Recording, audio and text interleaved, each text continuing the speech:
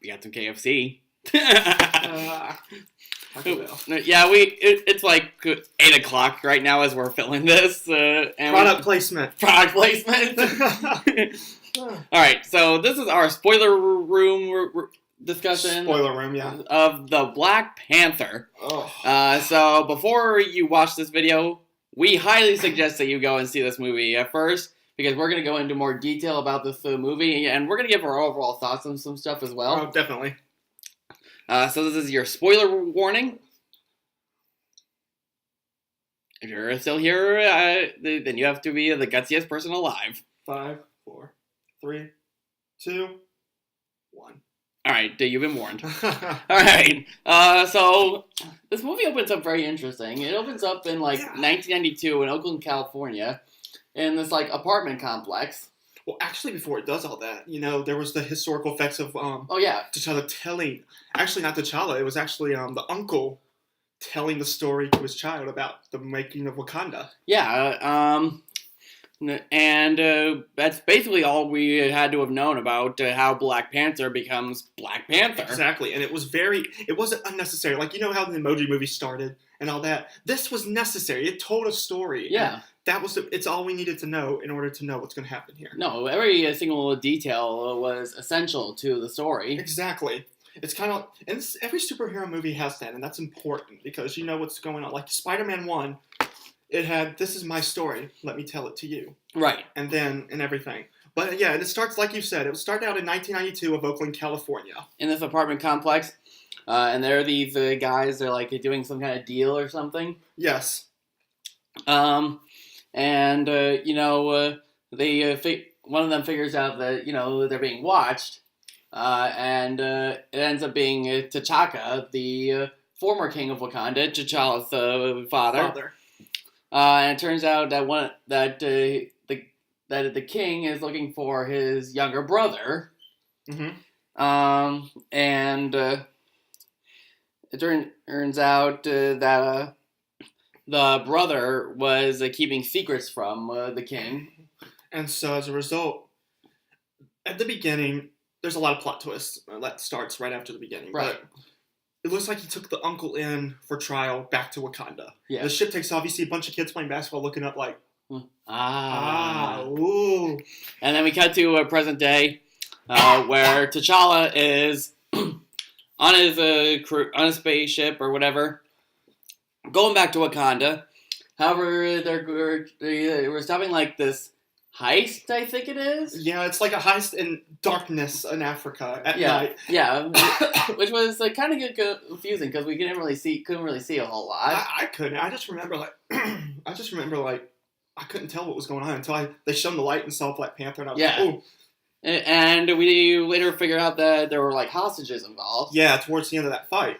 And we also learned that one of the people involved was an ex-flame of T'Challa, Nakia. Yes, and Nakia, I love how her character developed. Definitely. I'm just the ex-girlfriend. She developed so much.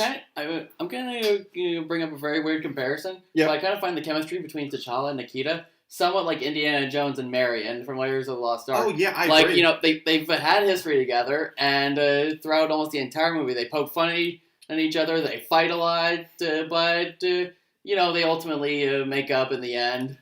Yes, the only thing is Shia LaBeouf was not there to ruin it. Shia LaBeouf was not there. But, yes, and then you learn about Nakia, and then they go back, and then you learn about the sister and the mother. Yeah. And T'Challa is about to be crowned king. Yes. Of Wakanda, the Black Panther. And in order to do that, he had to go through this challenge, which is basically where everybody gathers at a waterfall. There are 5 tribes of Wakanda? 5 tribes. There were 4. One of them was in the mountains. Right. So they isolated themselves. But there were 4, and then 5 came later on in the beginning. Yeah. And the thing with this is that T'Challa had to be challenged by somebody for the throne. And in order to make things an honorable fight, his Black Panther powers had to have been stripped away because in order to have the Black Panther abilities, you need to have this herb that will give you the strength, agility, and overall stealth of the Black Panther. Yes. And then this guy from the Mountain Tribe came up and said, "I'll challenge you." And T'Challa was like, "I don't want to fight you. You can just stand down right now." And you can immediately tell right away what kind of king he wants to be. He wants to be like, a good king, but he also wants to, but peaceful as well. Yeah, and this also starts out with T'Challa. It shows T'Challa's weakness.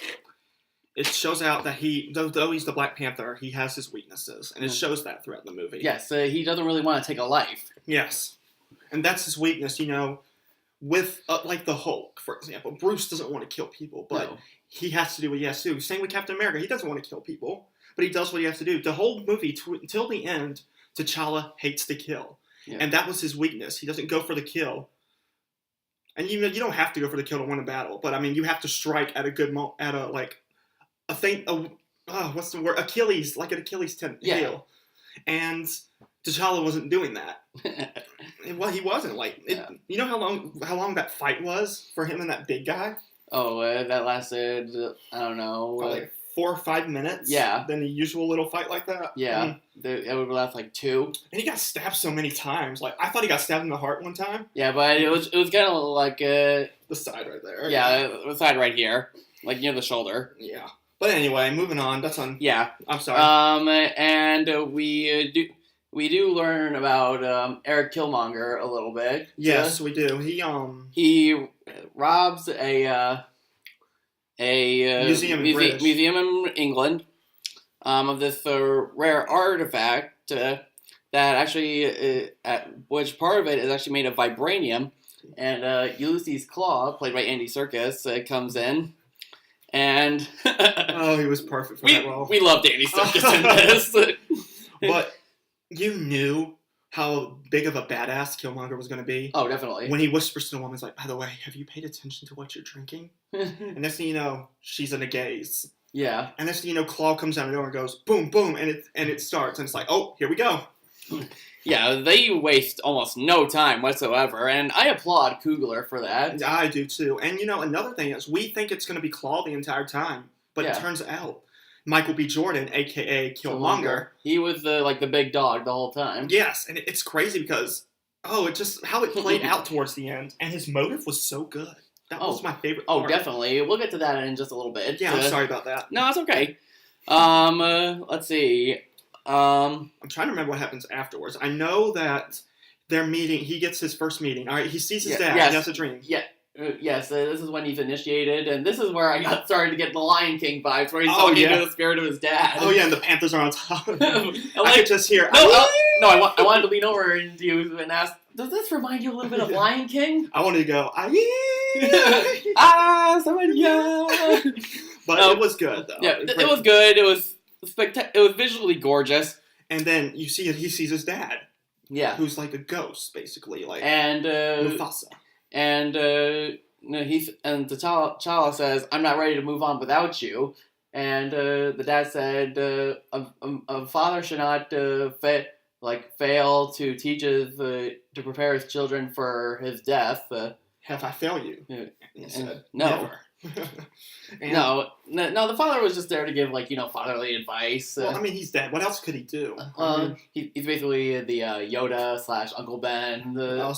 Basically, but it's like it was good advice, and you see that strong relationship. He's like, "Oh, definitely, Dad, I've had you all my life, and now you're gone." Because you get to know the king, T'Chaka, a little bit in Civil War. Exactly. And you also get to know him better here, though. Definitely. We even see him in the Black Panther costume in a couple of flashbacks, and it was good. Mm-hmm.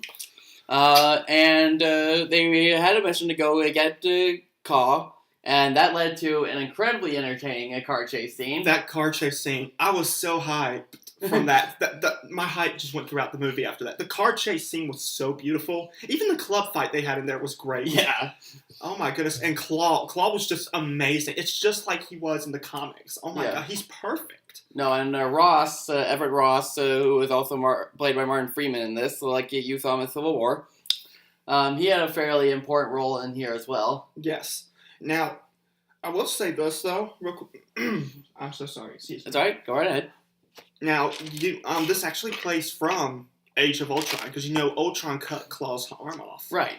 So now you see how he's been developing ever since then, and this shows how strong his character has gotten. No, all these movies have been evolving in some way, and they're all connected in a way. And it's beautifully done. It's not like DC where it's rushed, right? Or you don't know what's going on. Which is why I say, Black Panther is like the Batman of Marvel, and why I say that is like it feels like a DC movie, only great. Yeah, it's like how Wonder Woman wanted to be a Marvel movie. It felt like I was watching superhero Black Widow, only better. And then Killmonger helps Claw escape after he gets captured. Yes. Killmonger wants to go to Wakanda, and he ends up turning on his crewmate. Yes, and then ends up killing his lover by accident, I think. But I actually don't know. He did end up killing Claw. Yeah, Claw. It's Claw. Claws. Okay. Claw. And then he brings the body to one of the tribes of Wakanda, who has the guy from Get Out. I forgot his name. Daniel Kaluuya, I think. Yes, it is, and he plays an important role in this movie. Yes, he does. His parents were killed by Claw. Yeah. So he tells T'Challa, "Hey, if you get Claw, please bring him back here." Oh, definitely. And this is where you see, I forget his character's name. No, me too. But him and T'Challa had a strong bond, and then they start to tear apart. Right. When he doesn't bring Claw back, that relationship started to tear apart, and that's huge in this sense. No, because, this guy wanted Claw back for so long. He wanted him to pay and feel the pain that he went through. Yes, and the line that hit me, he said, "Just like your father, you can't provide Claw." Yeah. And it was like, oh. And I just remember hearing people in the theater like, ouch. Yeah, we had a pretty into it crowd. Oh, yeah, the crowd was just amazing. Let's see. And then, Killmonger came in and said, "I want to challenge T'Challa for the throne."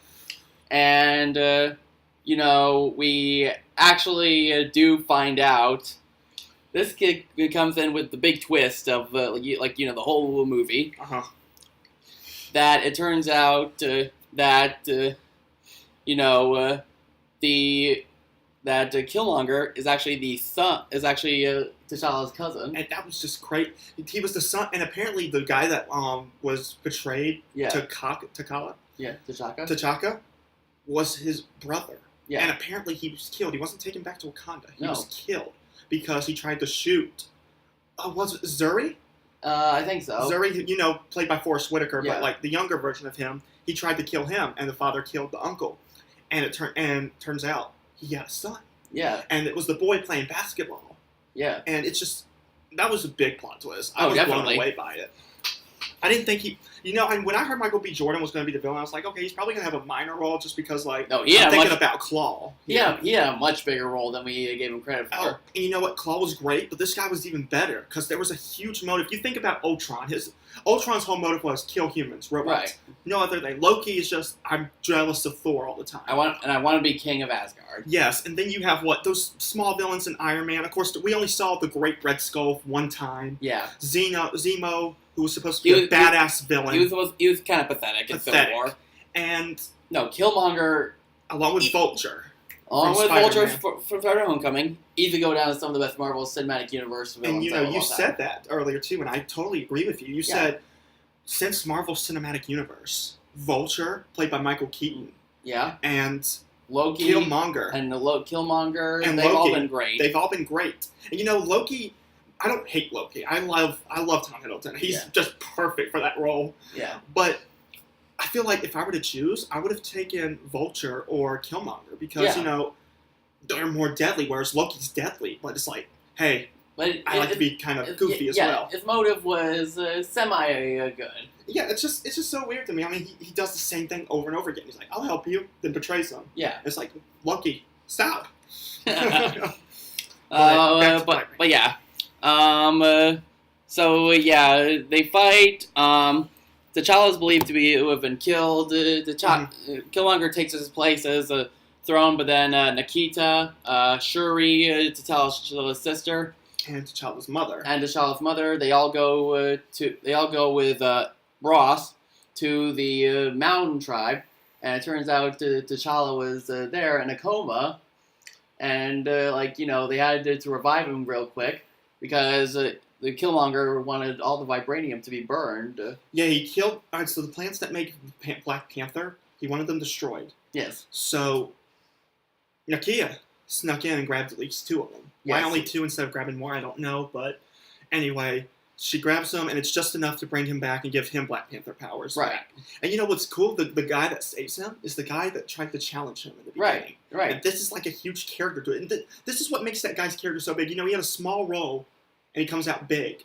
Yeah, you'd think you'd never see that guy again. I didn't think I was going to see him again. Next thing I know, there he is. Yep. And he helps out in the final battle, And he helps out in the final battle, even though he said, no, we're not going to interfere. And it's like, oh, he said, yes, I will keep your mother here safely. He said, can I get an army? No, we are not going to help you.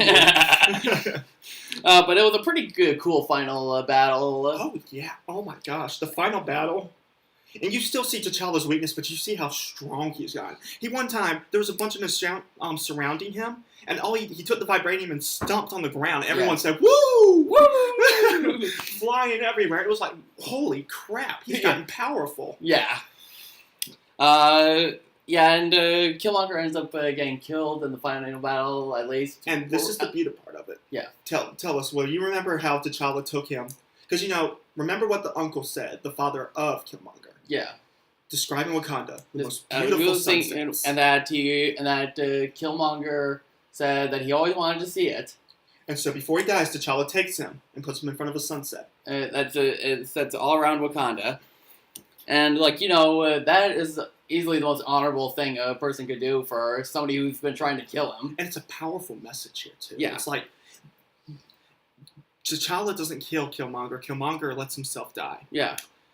Because, and this was the word he used, he was referring to his kind, his race, saying, I will not be captive. And referring to slavery back in the 1800s. I want to be thrown into the ocean. I want my dead body to be thrown in the ocean, like the people who would rather have faced death than put in bondage. And then he kills himself. Yeah. And this is where there's a lot of historical context, and this is where that line killed me. I mean, it's like, it makes you think, this is just a movie, but slavery really happened. And that's what it's referring to. And it's like, oh, it makes you really feel like you don't know what they went through, but you can only feel it. You can only imagine. Mm-hmm. And that's what the powerful message was to me. And that's what really blew me away. Yeah, and there were 2 mid-credits, post-credit scenes. One was T'Challa addressing, the United Nations. Yes. And, I forgot what it was. The last one was Bucky. Remember, Bucky comes out. No, we're talking about the one that came before. All right. Well, he's giving a press conference. He gave a press conference saying the vibranium power will be shared with the world to help save lives. Wakanda will no longer isolate themselves. Yes. We will share ourselves to the world, which goes against tradition, but it's a new tradition created. Right. And then the guy questioned, he said, how is vibranium how can your tribe save the world? And T'Challa just smiles, and it's like, da-na-na-na. And that basically just sets up Infinity War. And last one, these kids were looking at something or somebody. Yes. And Shuri was like, kids, why are you annoying that man? And it turns out it's Bucky. Yes, and she's been taking care of Bucky. Is this arm missing? Was this arm missing? Yeah. He had it in a sling. I don't know if it was missing or not. Yeah, I think it was. So it was like, she's been helping him, nursing him. Yeah. I thought we were going to see Captain America. I was like, are we going to see him? I was like, oh! No, we don't really. We're not so fortunate. But Bucky, the acting was great for Bucky. How he did it, he's changed. And, he doesn't show happiness, but he gives it. No. He's so grateful for what these people have done for him. No, and this is a great setup to Infinity War. We're excited for it. And I'm pretty sure we'll be doing a review of it when it comes out. I'm very excited. The trailer looks amazing. I can only imagine. There's so many theories to go into this, which will be for another time. But. Yep. Next review, I'm not sure exactly what it'll be. I'll have to see what comes out. So, until next time, see you later, posse. Thanks for having me.